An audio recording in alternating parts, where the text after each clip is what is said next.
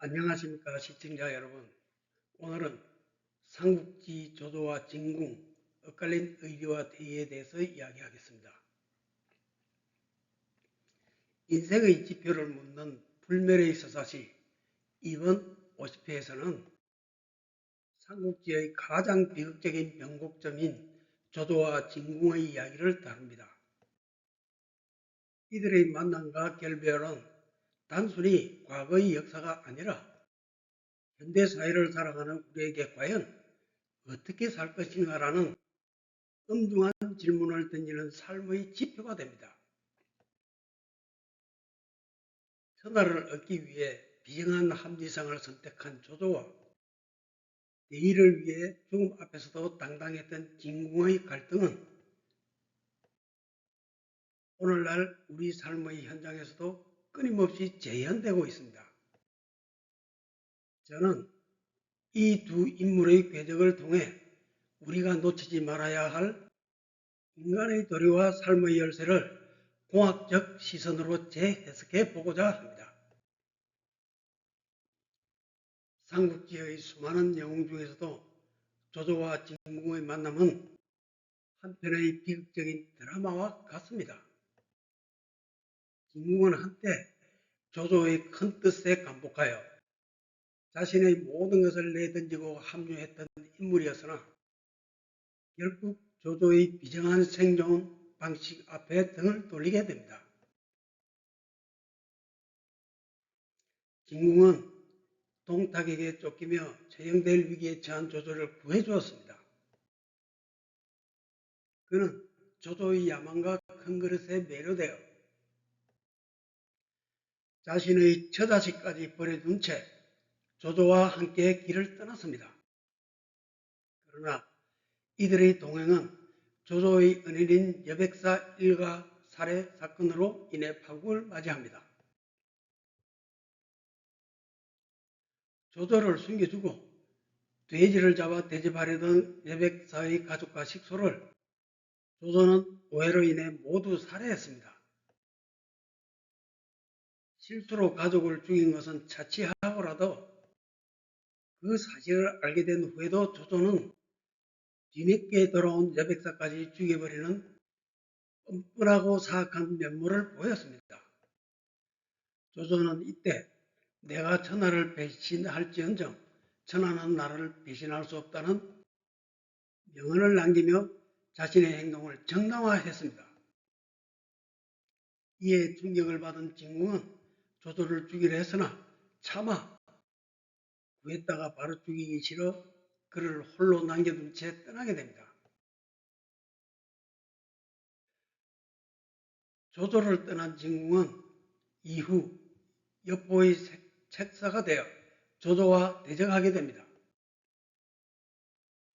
하지만 여포는 조조의 장패에 무너졌고 조조는 과거의 인연을 생각하여 진궁을 다시 자신의 친구이자 참모로 앉히려고 끈질기게 종용했습니다.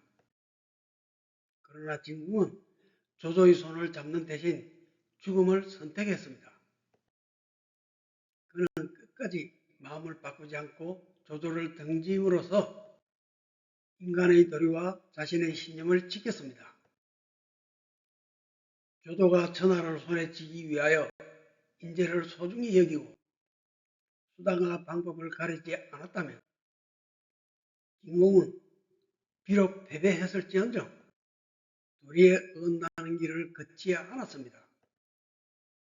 삼국지에는 인간이 어떻게 살아야 한다는 도리와 삶의 열쇠가 들어있습니다.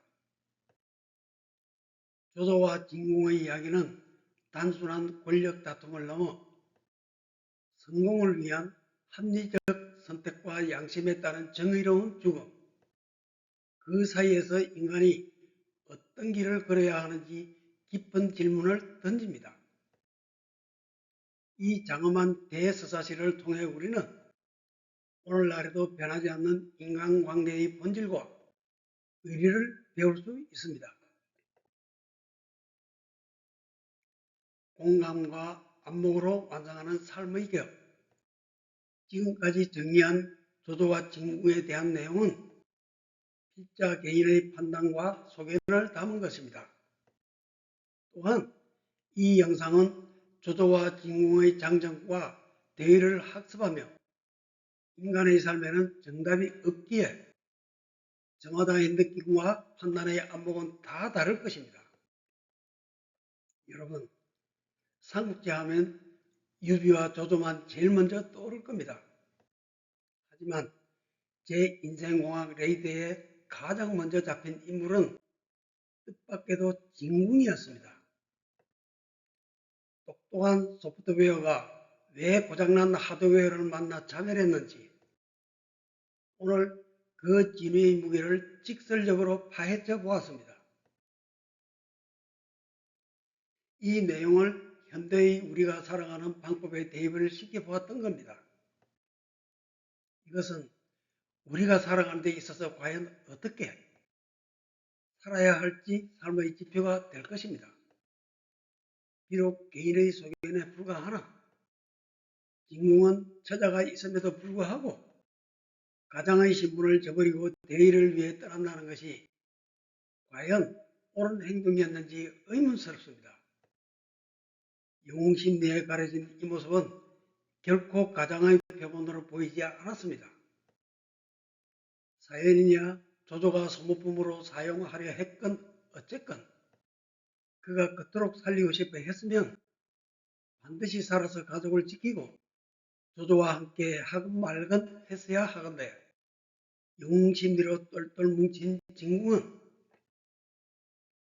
종래 죽음을 선택했습니다. 여러분은 이 상황을 어떻게 보십니까? 75세 인생공학도의 시선으로 반성하듯 조조와 진궁의 명장면을 정리해 보았습니다. 인생공학도의 조조와 진궁의 통찰 반성문이었습니다. 여러분의 행복한 가정을 기원합니다. 감사합니다.